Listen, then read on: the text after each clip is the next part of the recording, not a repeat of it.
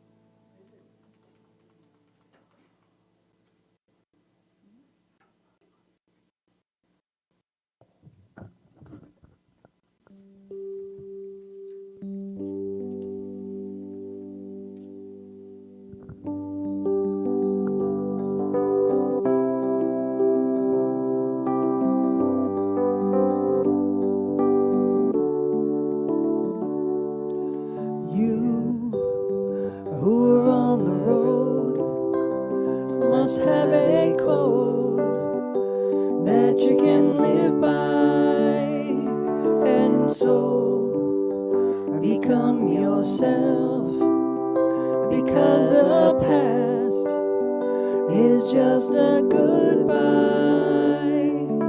Teach your children well, their father's hell did slowly go by, and feed them on your dreams, the one they fix, the one you'll know by.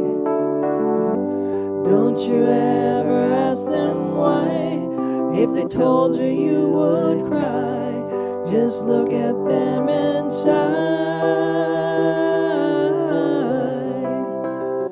and know they love you. And you of the tender years can't know the fears that your elders grew by. So please help them with your youth. They seek the truth before they can die. Teach your parents well, their children's hell will slowly go by, and feed them on your dreams, the one they fix, the one you'll know by. Don't you ever ask them why, if they told you you would cry. Just look at them and sigh, and know they love you, and know they love you, and know they love you.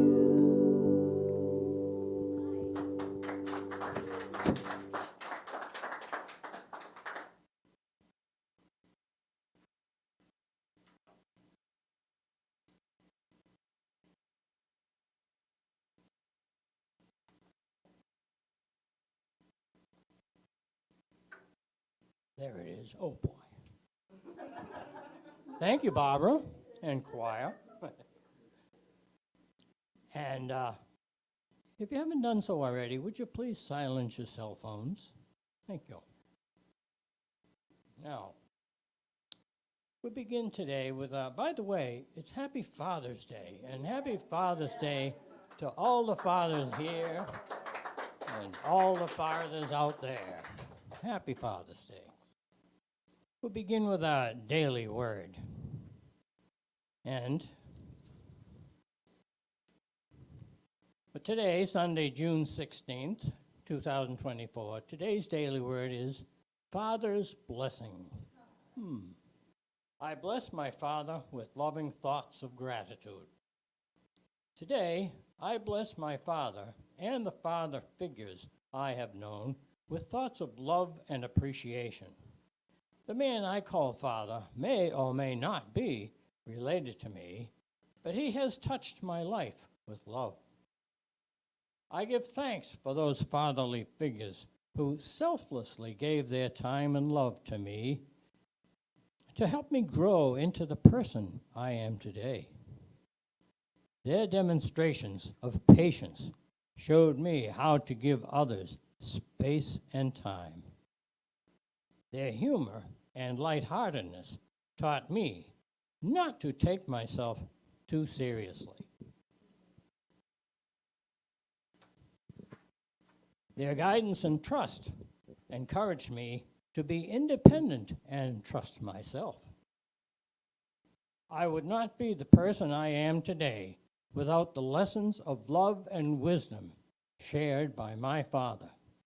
In so many ways, he gave me a strong foundation on which I built my life. I am grateful and blessed with all he has given me. Happy Father's Day. And from the Gospel, according to St. Matthew, chapter 15, verse 4, honor your father. And so once again, happy Father's Day, everyone.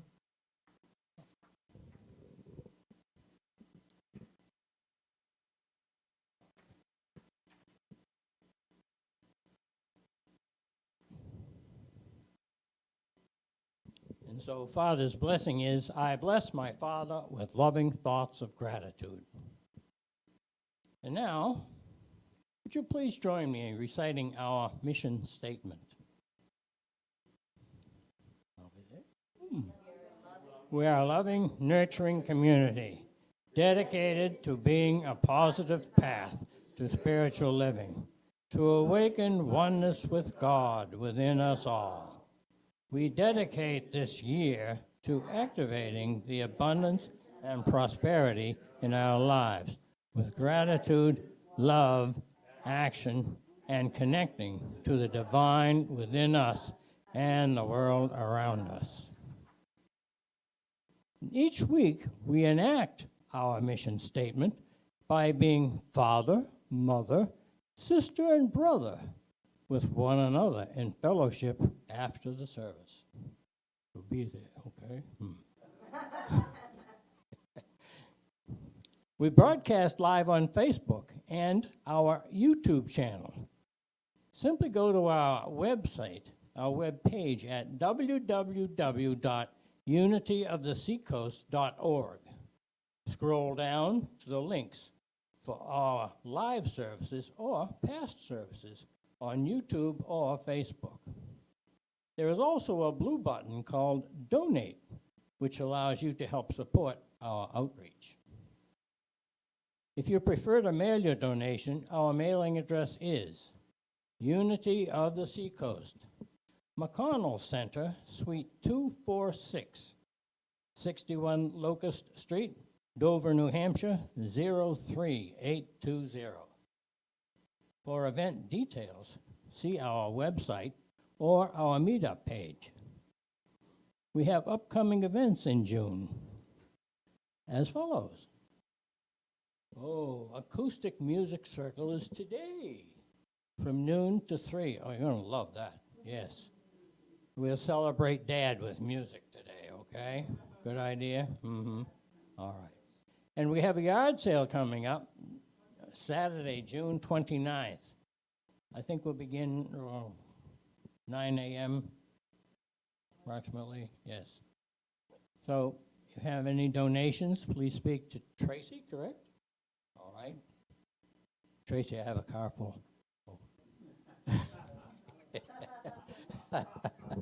Watch it, here he comes. All right, and we have family game night. Oh, that's always fun. That's on the 28th this month. It'll be at 6:30 p.m. You do not have to be a member of Unity or a member of this congregation. to come. It's a social event, and we have fun socializing and playing board games. If you have games you want to play, bring them. Okay, so that is the 28th of this month at 6:30 p.m. right here. And Tom's talk next week will be winning your spelling bee. Ooh, I won one once. Oh. Okay. And now it's time for Namaste. Namaste is a Sanskrit word, and it means the Christ in me sees the Christ in you, or the best in me sees the best in you. We place our hands in prayer position. We stand and we look each other in the eye and we say, Namaste.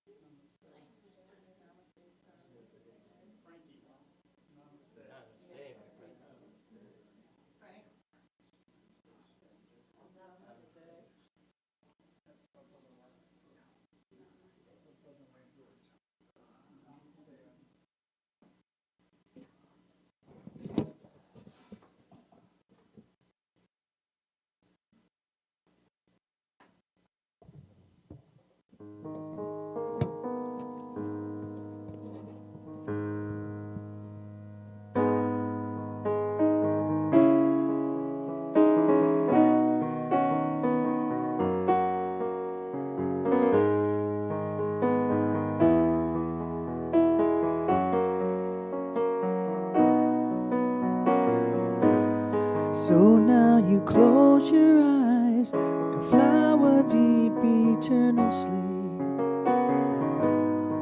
Peaceful countenances. Once more I kiss your cheek. Your battle is over. The fall is here, flinging dry leaves. Is this how your story ends? So hard to believe. The skies are clear and the storms have passed. I know that finally see their glass. Another day without you. Night falls, a blanket merging with the sky. In darkness I stand, searching for the light. Lost in thought, hopeless wonder, creeping slowly through the air. Oh, for the miles we lose our witnesses, precious watchers, those who care. Sought out to question what really matters in this life.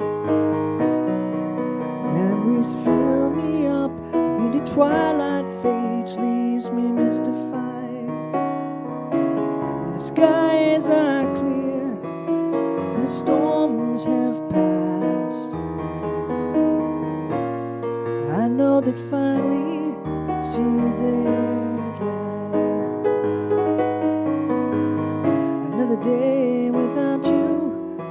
Night falls, a blanket merging with the sky. In darkness I stand, searching for the light.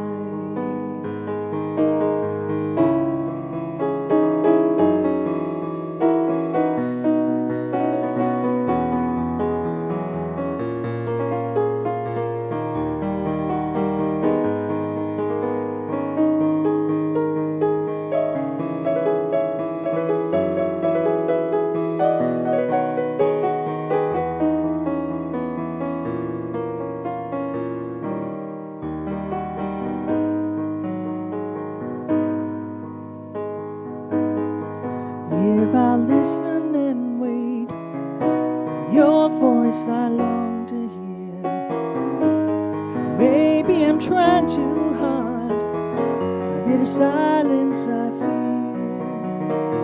The daylight fades completely. Empty calls in a dream. Reaching out for your hand. Future unforeseen. The skies are clear and the storms have passed. I know that finally I'll see you there at last. Another day without you. Night falls, a blanket merging with the sky. In darkness I stand, searching for the light. In darkness I stand, searching for the light.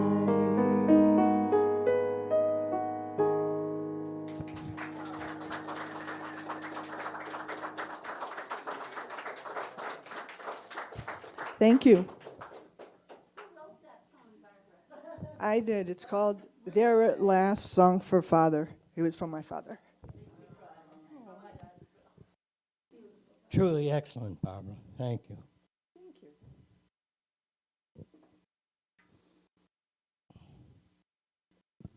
Now it's time to introduce somebody really special. He's our leader, our spiritual leader, and he's my tremendously wonderful friend. Please join me in welcoming Tom Scheindler.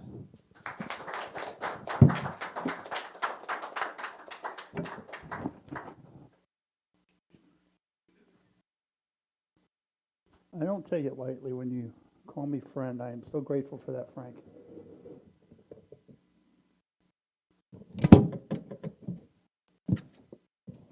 Do a little office cleaning.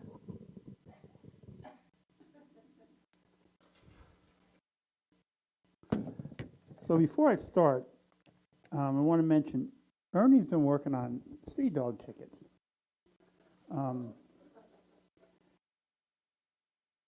Printing them up so we can get them in there. Not really. But he's about $14 to $16, I think, depending on if we're a senior or not. If anyone's interested, we'd like to pick a day and maybe do a group event and go. They're the Red Sox farm team, so you're not welcome, Ed.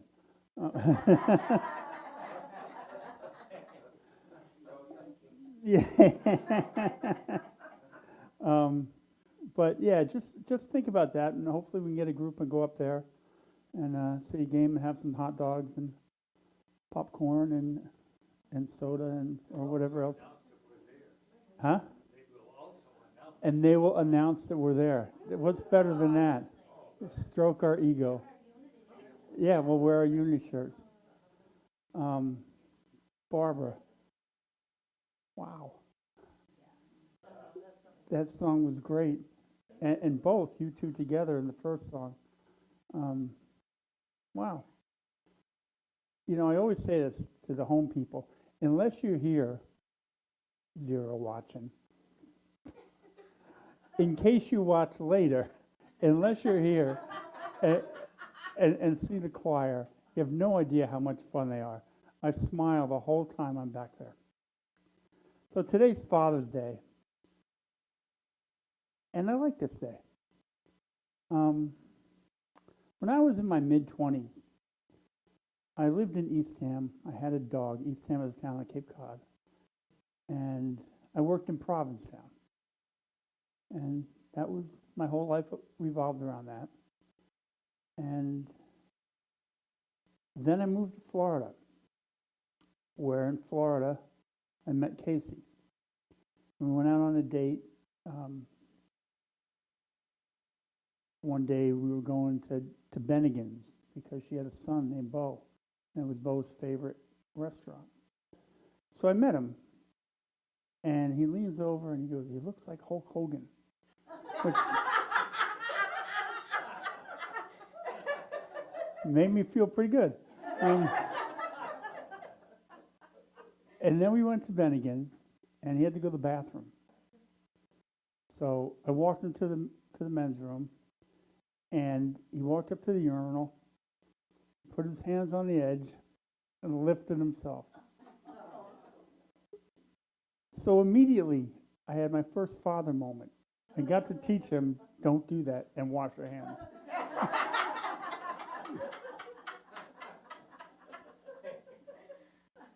In '91, this girl was born in Hawaii.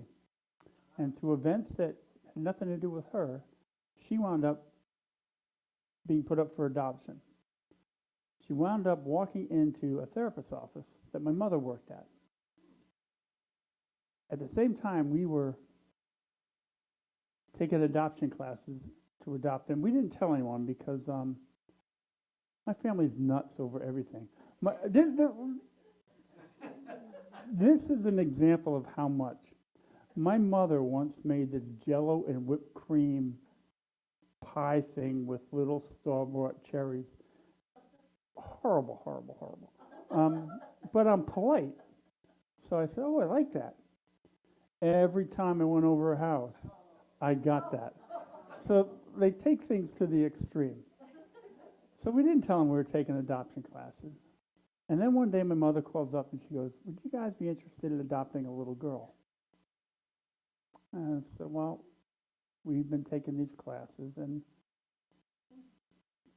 and I've told the story before, but everything fell into place and we wound up adopting her.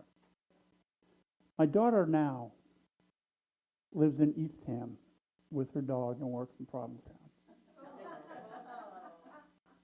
I can look back and connect the dots, like how it was meant to be, how this needed to be completed.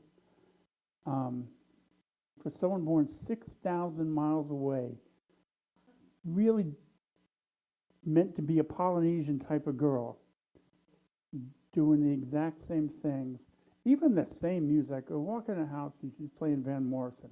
I mean, these moments are important. These moments allow me to be a father. And today's talk is about what it means to be a father and a parent. And it's geared toward the male, and I don't want to slight the female side, because if you follow me at all, I'm very I don't know if active is the right word, but want you guys to understand the power of women in our world and the power of women in the Bible. But today is Father's Day, so I'm going to shift it toward the male side a little bit.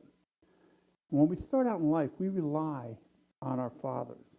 We rely on them for wisdom, advice, guidance.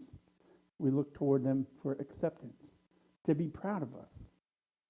We see how they treat our mom, how they treat others in the world, how they treat their spouse, how they treat their business, how they earn an income. We may choose our religion because that's the religion that they went. We may choose our sports team because that was the team they love. Although in my situation, it was my mom chose my sports team. But we learn things. If we like to grill, generally we like it because we did it with Dad. If we learn to fix things, and we lean on that. And we're born into this world, into these containers. Now, I'm a Schindler because those are the people who guided me. My kids are Schindlers because those are the people who guided them. When I became a dad, I knew nothing about being a dad. And I made a lot of mistakes. And every father does. Every parent does. But the one thing I think that we succeeded in, and I hope my kids will agree, and they may disagree, and I'll say disagree because my mother one time said to me, oh, the biggest thing that she succeeded in is she never slapped us or hit us. Like, were we even in the same family? I got tanned quite a bit as a kid. So I say my kids may disagree, but I think we taught them to make life choices that make them happy. And at the time we were teaching them this, it was a struggle because they're teens. And a life choice as a teen involves the next 12 hours. And quite often, those life choices over the next 12 hours went at odds with what we went. But eventually they grew and they made life choices that made their lives happy. So I think we succeeded there. And that's one of the most important things a father or a parent needs to do. We allowed them to make tons of choices. Because when you get into the real world, you have to make choices and you want to be used to making them. We were the safety net if they made something horrible. Luckily, they didn't. But by the time they became adults and they went off on their own, we were not worried. We missed them a lot, but we knew that they were okay. My kids don't need me. I love when they tell me that they do, but I know that they don't because we've done enough so they can stand on their own. And in fact, I can turn to them in need and get great advice. I remember when I was having a hard time when I first quit drinking, and I went to a party and everyone was trying to get me to drink. And I just needed a familiar voice. I knew no one at the party except my sister-in-law, and she's there, have a beer, have a beer. So I called my son. My son goes, just leave. It didn't even occur to me. He goes, Dad, they don't have your best interests at heart. Leave. And I did. And around that same time, I was also going through a depression. And I had realized that I can learn to live with depression. And I'm talking to my daughter, and she goes, Dad, why can't you just learn to be happy? And I'm thinking, you have no idea. But it rolled around in my head until I decided, yeah, that makes sense. And I studied, and I taught my brain like I'm teaching a college course. And I learned how to be happy, and have been ever since. I have rough days, but I have the tools to get out of it. And so much of that stems from that little conversation from that 19-year-old girl. So being a dad and being a parent, you have to allow your kids to grow and become who they are, to develop their own wisdom. As they grow in life, they're going to take pieces of you, but they're going to create their own. And being a dad means not to helicopter them. Allow them to be a strong person. It was our job to allow them to make as many choices as possible to live a happy life. And now my job is to show them what it's like and how to handle getting old. And I'm not so sure I do a good job at this. I think of the Dylan Thomas poem. Do not go gentle into that good night. Old age should burn and rave at the close of day. Rage, rage against the dying of the light. I'm not sure I'm teaching them how to age gracefully. But at some point, it's going to catch up to me. And I'll get old, and my body will say enough's enough. And I'll be gone. I will have done my job if my kids do not fear this moment. They might not like it, but they won't fear it, and they know that they will be okay. They will know that they can continue to live and have a happy life. And they will take the lessons that I've taught them, and they will take the ones that they've learned, and they will pass them on to their kids and what works for them. They will know, like life, death happens. But life moves on, even after I'm gone. It's important because it happens to everyone. As much as Charles Fillmore liked to talk about healing and the possibility of living forever, he died. It's the spirit that goes on. And after I'm gone, they'll be fine. And I know this because it happened to my parents and their parents and every parent before them. When I'm gone, I have become part of their past, and that is okay because they will have memories. They'll have those moments. And if we've done a good job, they'll accept those memories as joyous contacts of life. things that were meant to be. And they'll look back and they can connect the dots in the same way I look back and connect the dots. Part of being a man is allowing your kids to do that, to break their containers and become the people that they need to become. You know, I look at the Bible, I look at Jesus a lot, and he teaches me so much about being a man, being a human, being a good person in the world. And he starts off, he's born an illegal immigrant. He has to flee and go to Egypt. So that makes me think about the stance I hold on immigrants that come into our country. How can I worship someone who was that and then hold it against someone else? We won the birth lottery by being born here. Doesn't mean we have to hide it from everyone or keep it for ourselves. And don't underestimate the influence that that had in his life.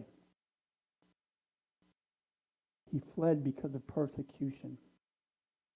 Part of his mission was the hypocrisy of the government, persecution of the government. That was half of his mission. So be aware to be fair with everyone. Use a balance of beliefs when dealing with those in need. He had a temper, but he learned to hold it. When he kicked over the tables, he showed his temper, but it never went beyond that. Following that moment, he held his temper for the rest of his life. Even when those were trying to kill him, he forgave. In his darkest moments, he showed mercy toward others. Remember to show mercy toward others, those who are working against you. They may need it. He had prejudice, but he learned to get over it. He had prejudice against the Canaanite woman, but from that moment on, when she showed him another side to it, his mission became complete. He incorporated everybody. Love thy neighbor as thyself. Our Father meant everyone. So understand that everyone is different. We've all had prejudices in our life over dumbest things. What people wear, how they eat, where they live, economic, body shape, hair color, hairstyle, creed, personal color, orientation. We've all held prejudice at one time or another, but we learn to just step aside from that and to get over it, to see that person in a way that we've never seen them before, because we all are different. Not a single one of us is exactly like the next. And for you guys, thank God there's only one of me. I'd never shut up.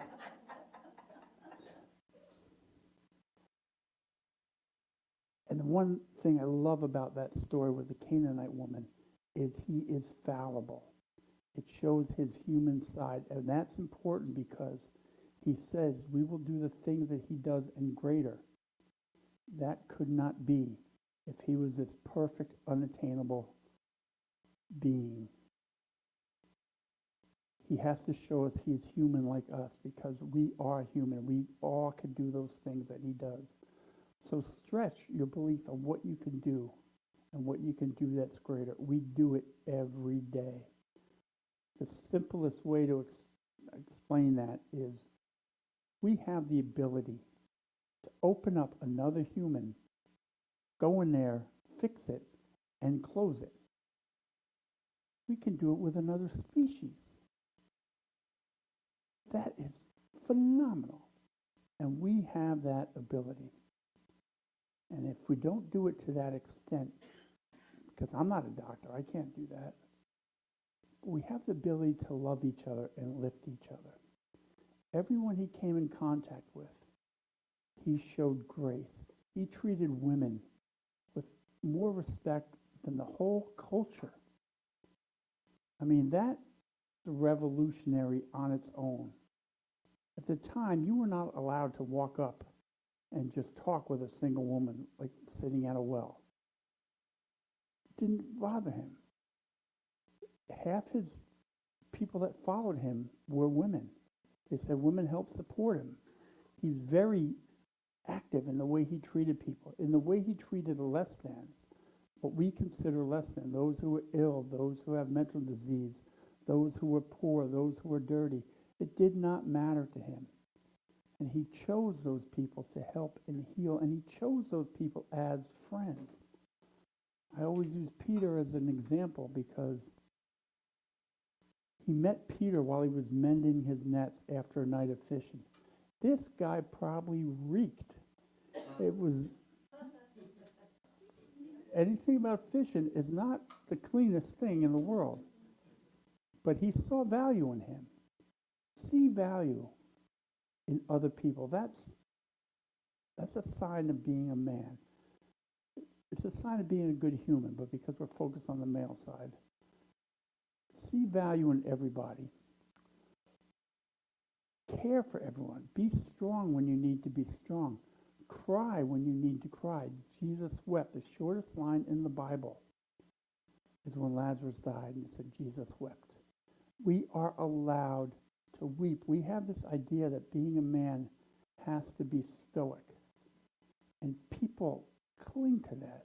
My son, when he was in Ireland, there was a bridge, and it was nicknamed the Suicide Bridge because a certain time of year, when the kids in college didn't get the grade they expected, they would throw themselves off this bridge. Well, what have we done when not being first means you're nothing, you have to feel like nothing, you kill yourself? We have to teach our kids that we're going to lose a lot in life.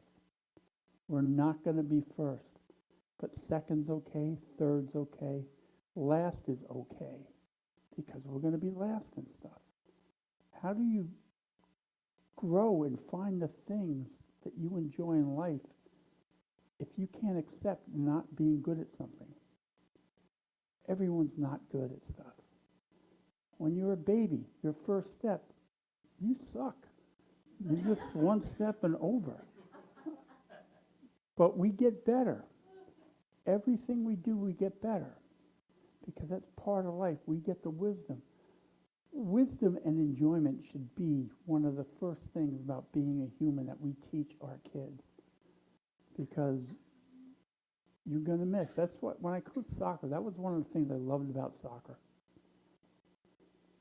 You miss a lot. And it doesn't matter. Soccer games are 1 or 2 points, generally. Out of how many shots on the goal? Baseball, I love baseball, but that's heartbreaking for a kid. You're standing up there, and everyone's focused on you. You're out, you go to the bench and feel bad. You're in the field, you missed the ball, oh darn. It's not the most self-esteeming building sport. And again, I do love baseball. But the lessons be you strike out, no big deal. It's a game next week. And it's hard. And as a parent or a coach, it's hard to teach that. But we live in a society that if you're not number one, you're the first loser, second loser. You're all... And none of it matters. It doesn't matter. It's always teach your family how to be happy. And that's hard. I came from a family that was not happy. They didn't have the tools to teach me to be happy. So I had to learn that on my own. And that's probably common for a lot of families.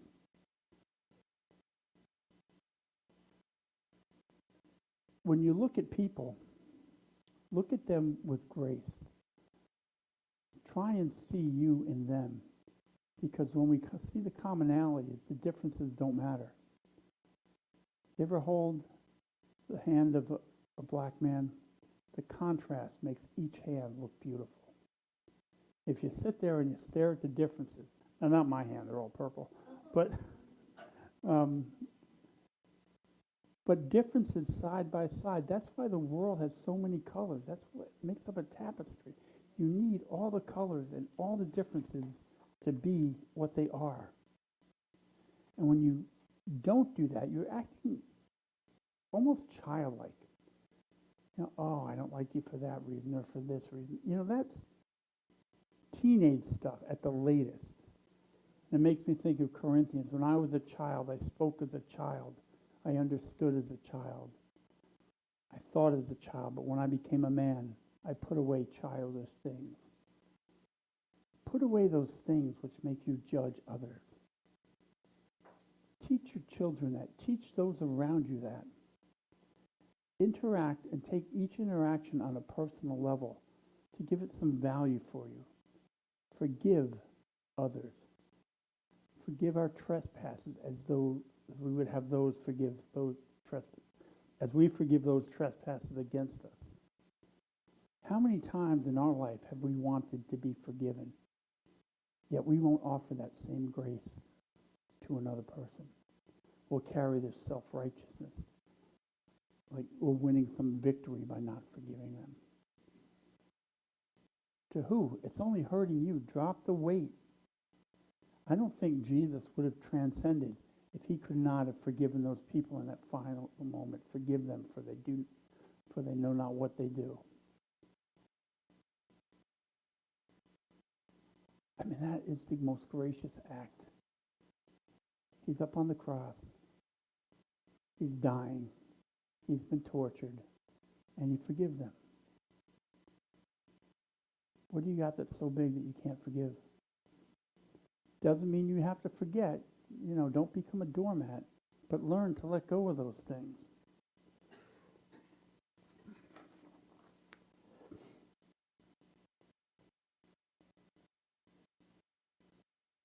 I've covered a lot of this.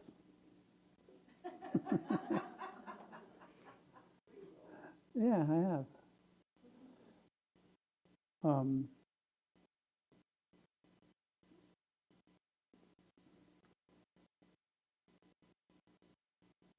Teach yourself to let go of expectations. We get this expectations of how those around us should act. We build up scenarios in our head. We think, oh, my kid should do this because of this and because of that. Learn to let go of expectations. My daughter and I were talking about this a week and a half ago. She would go months without calling us. And it was really difficult for us, but we understood it because she needed to have those times to become who she is, to process all life's events. And we needed that time to learn how to become parents to an adult. And she was saying, I thought about you guys all the time. Something about it, I just needed a break. And now we're closer than ever. I got the most beautiful message from her right before I came in and started this talk.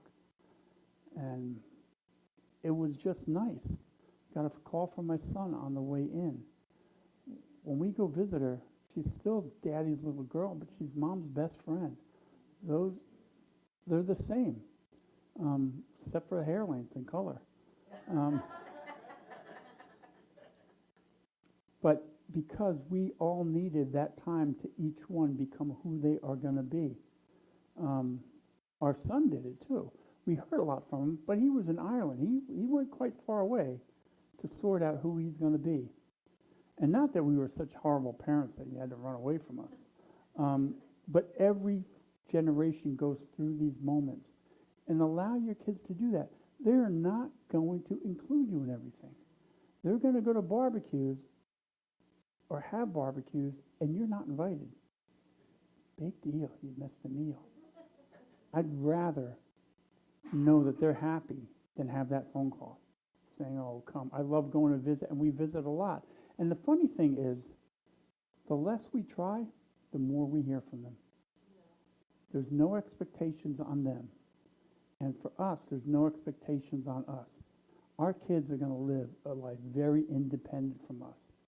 And to be honest, we're thankful for that. I love when they're around, but I love our time together. This time is important for Casey and me. When you guys have grandkids, you'll be around a lot more. 3 people watching. Woo.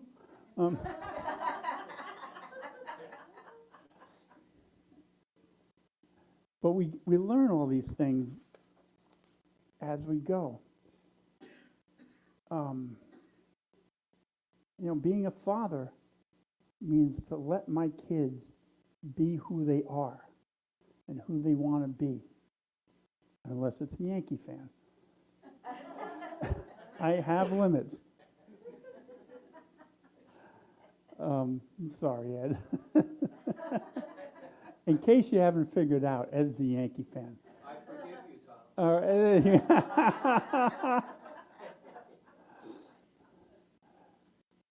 Tom. Being a man means treating everyone with respect. And last week, I started back at in-center dialysis. Home was not working out. It was really not a fun time. So I went back on Thursday, and I was treated with such grace. And even yesterday there, they all came up and chatted and all that.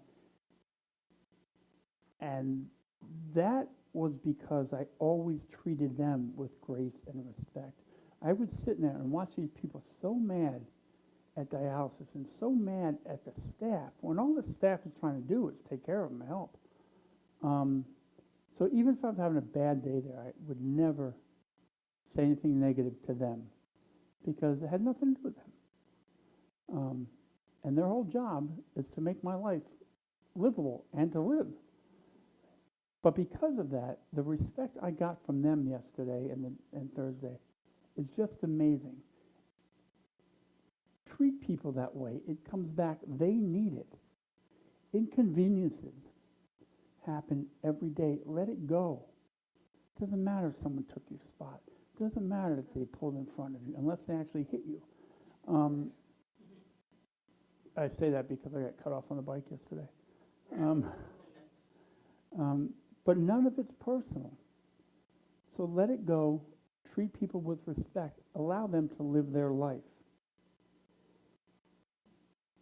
Being a man also means stepping up in the moment when you're needed. Years ago, when my daughter was a teen, her and her friend were driving home, snowy day, and her car died.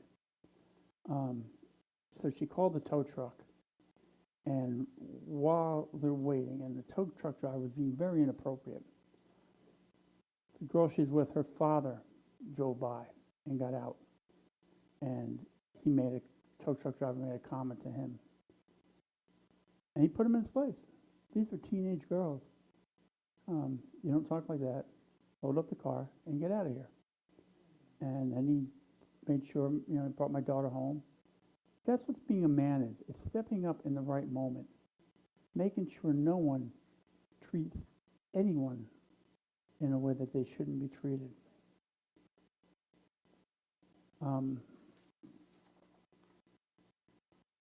When my sister passed away, she died in Laconia, and Laconia police called the police chief in Loudon, and they wanted my address to send someone down to tell me. And he said, no, I would prefer to do it. And I knew the police chief because his granddaughter was my daughter's age, and they hung out a lot. But he went home, he put on his nicest suit, and he came to my house, and then he told me, and he told me with grace. That's stepping in at the right moment. He knew what it meant and how to handle the situation. And he knew that it mattered, and he knew because he treated my sister's death with dignity. We have so many teachers in life. I learned from those moments. If we take time to pay attention, our teachers, our role models, aren't always our parents. They're everyone in society at any given moment. I remember years ago when I was a teen, I loved Southern rock. And to show that, people used to put a Confederate flag, license plate on the car. And I did. And one of my friend's mom, who I just respected her so much, she said, you're a racist. I said, no. And she goes, you have that flag. And I explained to her that it meant, I love Southern rock. She said, no. what it says to the world is you're a racist. That flag, and she went over, what it stood for. And I should have known. I'm not stupid. I'm just a teenager. But I went out immediately and took it off. How you present yourself in any given moment shows more to the world who you are than your words. Those three people and those three stories taught me lessons that I carry to this day. Stand up for those. Honor those. Treat people with dignity. And show and present yourself to the world as someone worthy of respect. And I know I'm skipping over a lot of stuff here, but that's probably the bulk of it. Treat the world and everyone in the world and any part of the world, including yourself, with respect, to consider worthy of high regard. Thank you.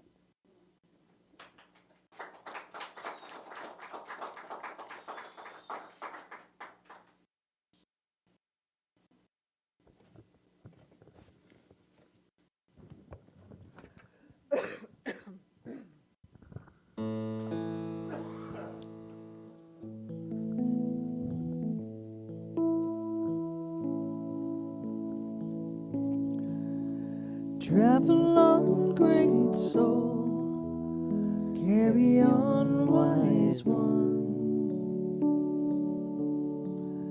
May the light unfold as your story's told. You are here and there, your presence lives on everywhere. So we pause and we know with God you go.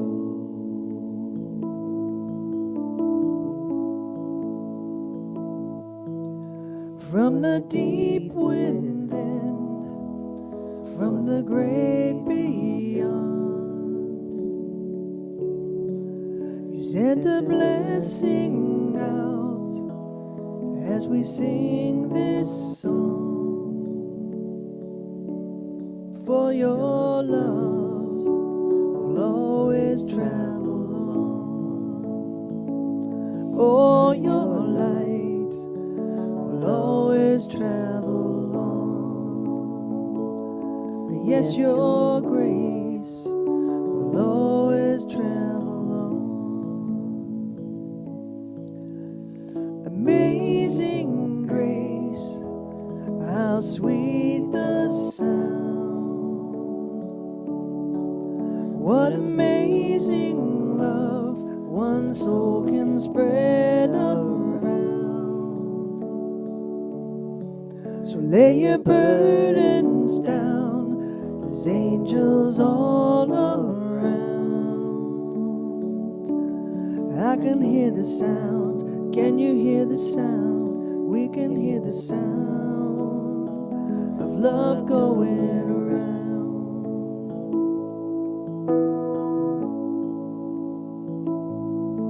So travel on, great soul, carry on, wise one. May the light unfold as your story's told.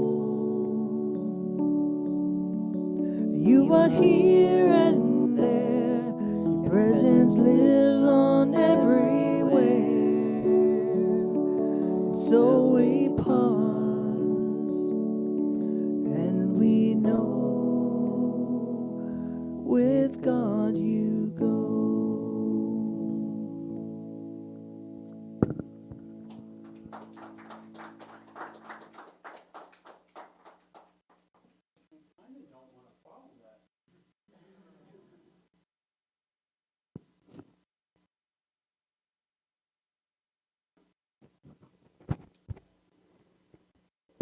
That was phenomenal. I'm going to kind of combine the meditation and the prayer of the people because we're short on time. Because someone kept talking.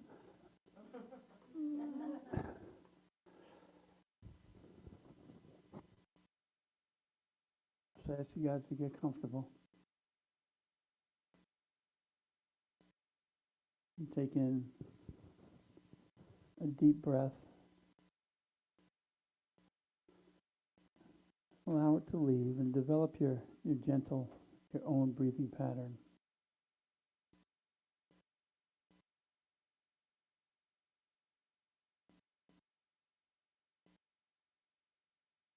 I invite you to go in deep.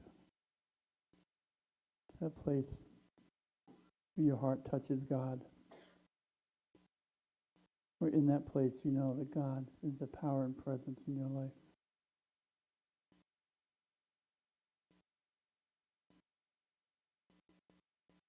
And to think about those in need.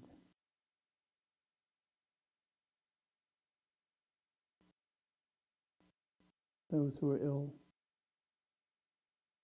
tired, just struggling. Those who may be oppressed, hungry, afraid, alone.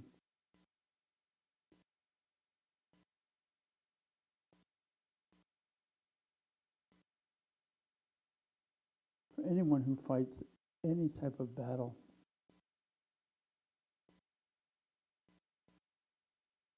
in this spot in our heart, in our connection, we send out and we affirm wholeness, health, love, abundance, joy, trust, happiness, optimism, all-encompassing love.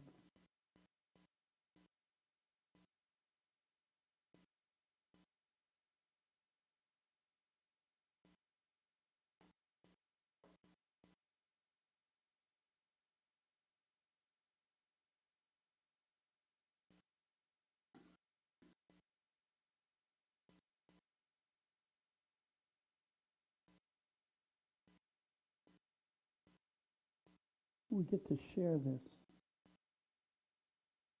with the world.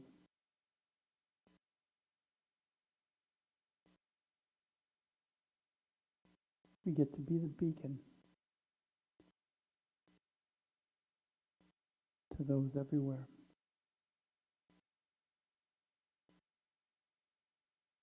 We commit to being the example of what love can do.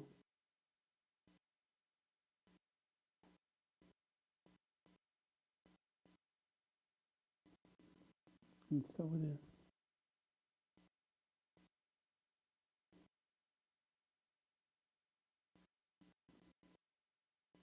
I invite you back.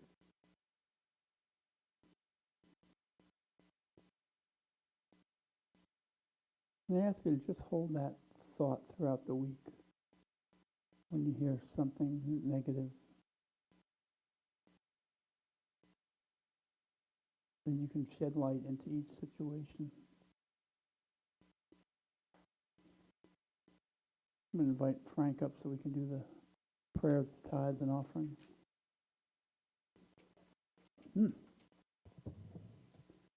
We are unprepared.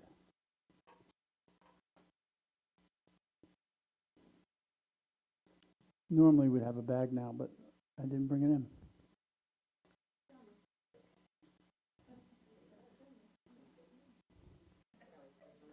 Huh? Yeah. Awesome, Tracy.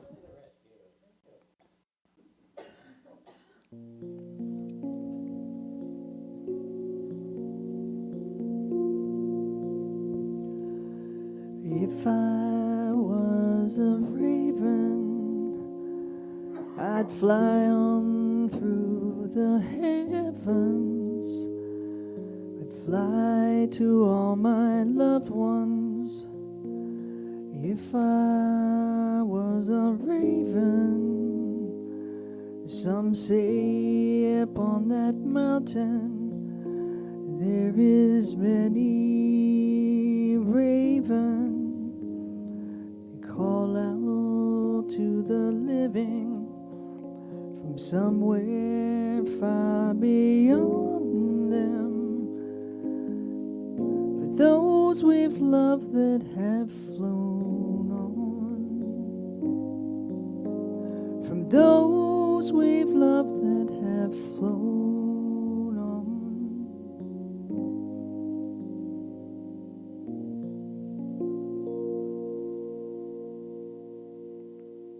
Divine love adds in me, blesses and multiplies all that I am, all that I have, all that I give, and all that I receive.